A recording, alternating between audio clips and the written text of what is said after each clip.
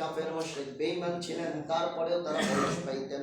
কিন্তু আখিরি নবীর সন্তানেরা বয়স পাইতেন না, ইন্তেকাল করতেন। কারণ আখিরি নবীর সন্তানের ভিতরে কোন সন্তান মুশরিক ছিলেন না, সবাই ঈমানদার ছিলেন।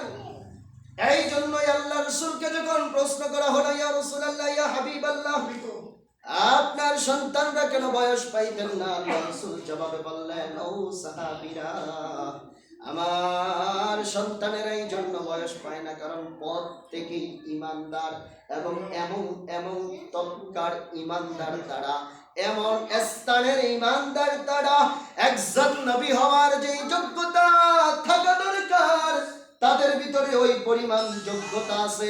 তারা হায়াত না পাওয়ার কারণ হলো নবীর পরে যেহেতু নবী নাই, তারা নবী হতে পারবে না। অন্য নবীর সন্তানেরা অনেকেই নবী হয়েছেন, অনেকেই নবী হয়েছেন। যদি আমার সন্তান জীবিত থাকে আর আমি ইন্তেকাল করি, তাহলে আমার অন্য নবীদের ইজ্জতের থেকে আমার ইজ্জত বাড়াবার জন্য আমার সন্তানকে নবী বানানো দরকার ছিল।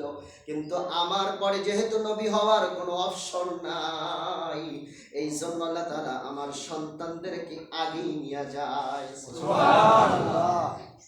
বন্ধুরে আমার, তাহলে বোঝা গেল আল্লাহ রাসূলের পরে নবী আসবে না, কোনো অপশন খালি নাই। কথাগুলি খুব মনোযোগ এবং কি আমল করার চেষ্টা করবেন, যে আমল না করবো তার ঈমান থাকবে না।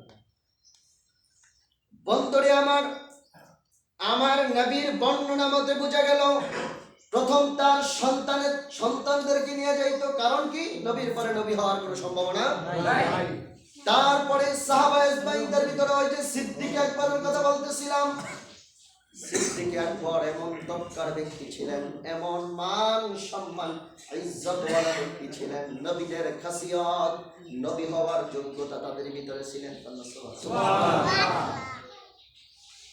এবং কি এমন ইবাদতের মালিক ছিলেন তারা, এমন ইবাদত করতেন, এমন নেকির মালিক ছিলেন যে রাসূল ওই যে বলে দিলেন, আপনারা জানেন, মনে করিয়ে দিচ্ছি ঈমান তাজা করার জন্য, আল্লাহর হাবিব বলে দিলেন, আমার আবু বকরের এক রাত্রির আমল, আমার আবু বকরের এক রাত্রির আমল তামাম পৃথিবীর মানুষের আমল এক পাল্লায়, আর আবু বকরের এক রাতের আমল যদি এক পাল্লা দেয়, আবু বকরের আমল বেশি হবে। সুবহানাল্লাহ। চিন্তা করেন, তামাম পৃথিবীর সমস্ত উম্মতের আমল এক পাল্লায়, আর আবু বকরের কয়রা? তাহলে ইবাদতের দিক থেকে তারা কি ছিলেন? বেশি না কম? বেশি। সবাই কম? বেশি। এ ভাই, নবী হওয়ার যেই গুণগুলি দরকার, প্রত্যেকটা গুণ সিদ্দিক আকবরের ভিতরে ছিলেন।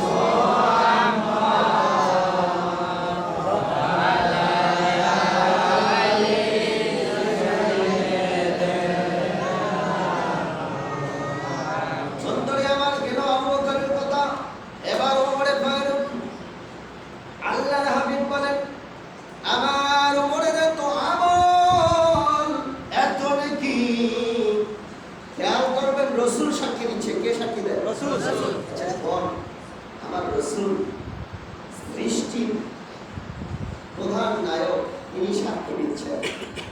আর এই সাক্ষীটা কি সর্বোচ্চ বিষয়? অতুলনীয়। নবী সাক্ষী দিচ্ছেন। মনে করেন সাপোজ আপনি একটা অন্যায় করলেন বা করলেন না, আপনার নামে একটা অভিযোগ হয়ে গেল। এখন বিচারের মঞ্চে বসে বিচার করতেছেন, হঠাৎ করে যায় মনে করেন আমাদের চেয়ারম্যান সাহেব রাজ্জাক সুন্দর যায় করে যাওয়ার কোনো দোষ নেই, কি নাই? আর বিচারের কোনো অপশন আছে? সাক্ষী শেষ। একটা সাপোজ উদাহরণ দিলাম, কোনো যেই নবীর কোনো তুলনা হতে পারে ওই নবী সাক্ষী দিচ্ছেন। আবু বকরের কথা গেল, ওমর এতই এতই তৎকার মানুষ, এমন স্থানের মানুষ। ওমর আসমানের দিকে তাকাইয়া দেখো, এই আসমানে যত নক্ষত্র দেখা যায় গোনা সম্ভব নেই, সম্ভব নয়। আমার নবী কয় আসমানের দিকে তাকাইয়া দেখো, আমার ওমরের এত আমল, এত আমল আসমানের তারকা গণে শেষ করা যাবে না। ঠিক ওইরূপ ওমরের এত আমল আন্দাজ করা যাবে না। তাহলে তাদের ভিতরে গুণগুলি ছিল কি ছিল না? তারপরে ওসমান সবাই বলুন সুবহানাল্লাহ। ওসমান জিন্নুরাইন এমন আমলদার ছিলেন, আমলের দিক থেকে সে এমন তৎপর মানুষ ছিলেন।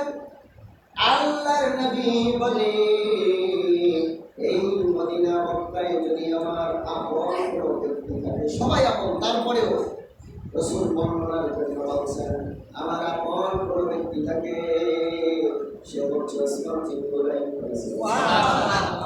আমার নবী যার ব্যাপারে সাক্ষী দেয় তা সে দামি না কম দামি? তারপরে চতুর্থ নম্বর ইসলামের খলিফার নাম শেখ খোদা হযরতে আর নৌকা উঠানোর সময় পায় আলীর নাম নেয় না? এই আলীর নাম নেয় না? কিলিকার এখন কম শুনি, কিন্তু আমরা ছোটবেলায় দেখতাম যে বাজারে মানুষ সব নিয়ে রোল করে তাহলে কিভাবে যদি আলীর নাম নিবে, আলী কয়েকদিন একটা টান দিত, তার মানে বোঝা যাইত যে আলীর গায়ে কি আছে, এর নাম নিল কি হয়। চিন্তা করেন, আমার নবী যার ব্যাপারে সাক্ষী দিচ্ছেন, আলা মাদিনাতুল ইলমি ওয়া আলিয়্যুন রাহুহা। আলীর ব্যাপারে আমার নবী সাক্ষী দিয়ে দিলেন। শুধু এটা নয়, আসাদুল্লাহিল গালিব যাকে বলা হয়, আসাদুল্লাহিল গালিব এই লকবটা দেওয়া হয়েছিল। আল্লাহর বাগ বলা হলো আলীকে, সুবহানাল্লাহ কথা জোরে, কার বাগ? আল্লাহ। কথা বলে কার? এ ভাই, আমাদের অঞ্চলে আমাদের এলাকায় মনে করেন প্রধানমন্ত্রীর একজন পিএস, প্রধানমন্ত্রীর গাড়ি দই, মনে করেন গাড়িটা পরিষ্কার করে, এও যদি এই অঞ্চলে আসে বহু লিটার সালাম দিবে, কারণ সে প্রধানমন্ত্রী গাড়ি পরিষ্কার করে। খেয়াল রাখবেন, আপনি খেয়াল করে দেখেন, আল্লাহর হাবিব যার ব্যাপারে বলতেছেন এবং আল্লাহ বললেন যে আলী হচ্ছে আল্লাহর কি বাপ, আল্লাহর কি বাপ। চিন্তা করেন, আল্লাহ যার ব্যাপারে সার্টিফিকেট দিয়ে দিলেন, আলীর নবী হওয়ার ক্ষমতা আছে না নাই? কিন্তু ওই আলী কোনদিন বলল না নবীর পরে নবী হয়ে যাব। উলামা আহমদ কাদিয়ানী সম্প্রদায় তারা বলতেছে আমার নবীর পরে নাকি উলামা আহমদ কাদিয়ানী নবী। ভাই, আমি আপনাদেরকে ওই যে বললাম মেসেজটা পৌঁছে দিচ্ছি এই জন্য আপনারা যাতে পথভ্রষ্ট না হন। পর্যায়ক্রমে যেহেতু সোশ্যাল মিডিয়ার যুগ, এক এক করে দেখুন সবার হাতে চলে আসছে, এখনো অলরেডি অ্যাপ আসছে, অনেক চলে আসছে, আরো আসবে, আপডেট হবে, আরো আসবে। এই জন্য আপনারা হুঁশিয়ার হয়ে যাবেন। আপনারা তো হবেন, আপনাদের সন্তানদেরকে হুঁশিয়ার করে দিবেন যে আমার নবীর পরে কোনো নবী নাই, এটা মানা যাবে না। তারা বলে গোলাম আহমদ কাদিয়ানী ওই যে ঈসা নবীর আসার একটা অপশন আছে, তো ঈসা নবী আসার একটা কি আছে অপশন? আচ্ছা, ঈসা নবী কি নবী হিসাবে আসবে না নবীর উম্মত হিসাবে? ওরা বানায় দিছে ঈসা নবী, এটা কোন নবী? ঈসা নবীর আসার যে মানে যে আয়াতগুলি আছে, এই আয়াতগুলিকে তারা পুঁজি কইরা এখন বলতেছে গোলাম আহমদ কাদিয়ানী হলো ঈসা নবী। নাউজুবিল্লাহ। বন্ধুরে আমার, ঈসা নবী আসার যে আবির্ভাব রয়েছে, ঈসা আলাইহিস সালাম আসার কোরআন ও হাদিসের যে আবির্ভাব, ঈসা নবী যখন আসবে, ঈসার আগে মেহেদী আলাইহিস সালাম আসবেন। কে আসবে? ইমাম মেহেদী আলাইহিস সালাম আসবে। তাহলে বলেন তো ইমাম মেহেদীর কথা আপনারা শুনছেন? আইসিনি? আইসে না না শিওর তো 100%? আচ্ছা, মেহেদী আলাইহিস সালাম যদি না আসে তাহলে ইসলামের আশা সম্ভব আছে? কারণ কোরআনের ভাষা, কোরআনের কথা, তাফসীরের কথা এখনো ইমাম মেহেদী আসে নাই। ইমাম মেহেদীর 40 বছর পরে আসবে ঈসা। আর ঈসা কোন নবীর তবকায় আসবে না, ঈসা আসবে আমার নবীর আজ্ঞা গোলাম হিসেবে। এবং ঈসা যেই দিন আসবে, ঈসা যেই মসজিদে নামবে, ওই মসজিদের ইমাম হচ্ছেন শেষ নবীর একজন গোলাম বা শেষ নবীর একজন উম্মত। ঈসা নবী আসার পরে ঈসা আলাইহিস সালাম আসবে, আসমান থেকে নাজিল হবে। ঈসা আসবে, আসার এই খবরটা ছড়ায় যাবে। আজকে ঈসা আসবে, ছড়ায় যাওয়ার পর ইমাম অপেক্ষা করবে ফজরের জামাতের অপেক্ষা। কোন জামাতের? ইমাম দাঁড়িয়ে থাকবে, ফজরের নামাজের জামাতে দাঁড়াবে না। কারণ একজন নবী আসতেছে, একজন নবী আসতেছে। ঈসা আলাইহিস সালাম আসবে, মসজিদে প্রবেশ করবে, জামাতের টাইম হয়ে যাবে। কোন জামাত? ফজরের নামাজের জামাতের টাইম হয়ে যাবে। ইমাম সাহেব বলবে, ও ঈসা আল্লাহর নবী, আপনি নামাজ আদায় করেন। ঈসা বলবে, না না, আমি আল্লাহর নবী না, আমি আখিরি নবীর উম্মত হিসেবে এসেছি, আমি আখিরি নবীর উম্মত হিসেবে এসেছি। আচ্ছা বলেন তো, আমার থেকে বয়সে কম একই আমার সিনিয়র না জুনিয়র? জুনিয়র ইংলিশ শব্দ এই জন্য বুঝেন না, জুনিয়র কি ছোট।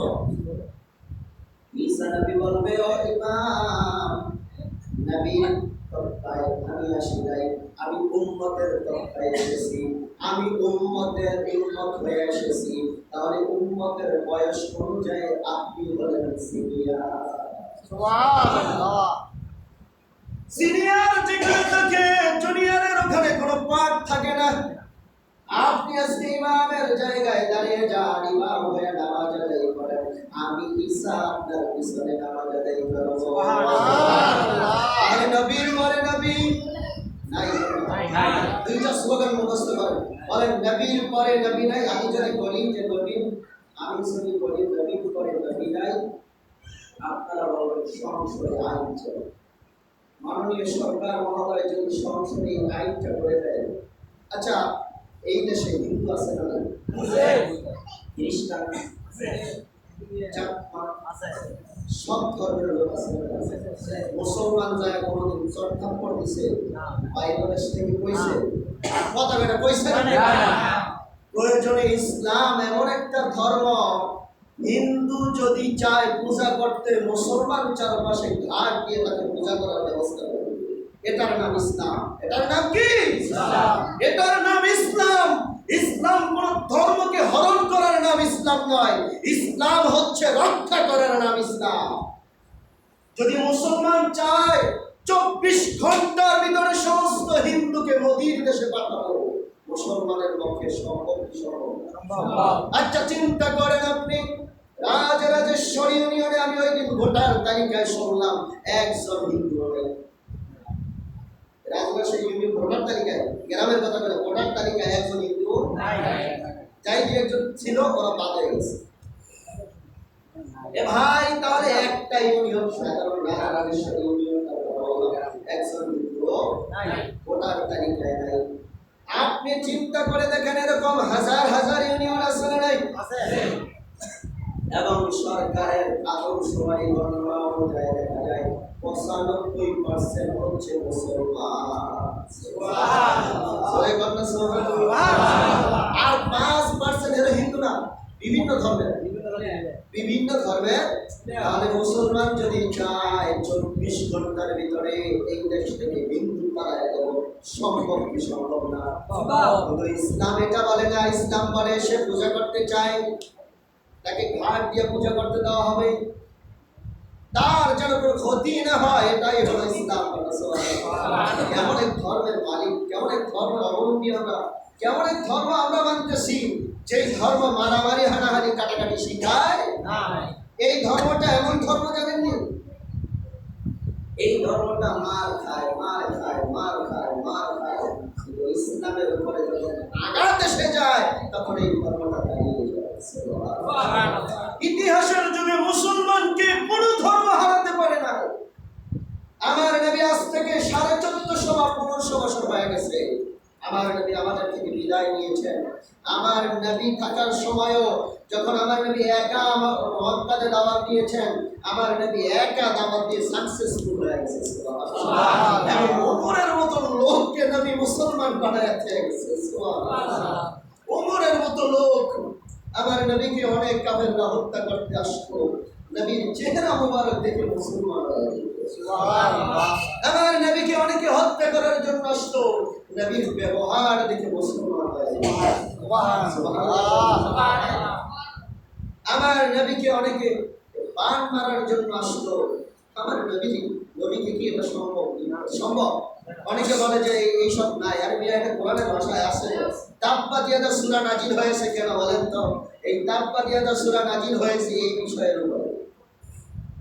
নবীকে বান মারার জন্য অনেক ফকির আসতো, নবীকে বান মেরে মারবো এরকম চিন্তা ভাবনা নিয়ে আসতো। কিন্তু নবীর সাথে কি এটা সম্ভব? সম্ভব না, সম্ভব না। নবীর সাথে এটা সম্ভব না, কারণ নবী বলে, ওই যে একদিন বলছিলাম মনে হয়, প্রত্যেকটা মানুষের সাথে একজন করে কি আছে? শয়তান আছে। কি আছে? প্রত্যেকটা মানুষের সাথে একজন করে। আর আমার নবীর সাথেও একজন ছিল, একই হয়ে গেছে। নবী যে সাহাবীরা কয় নবী তো আপনার সাথে নাই, কয় আছে তো। সাহাবীরা কয় হ্যাঁ নবী তো নবীর সাথে আছে। এটা একজনের বিষয়।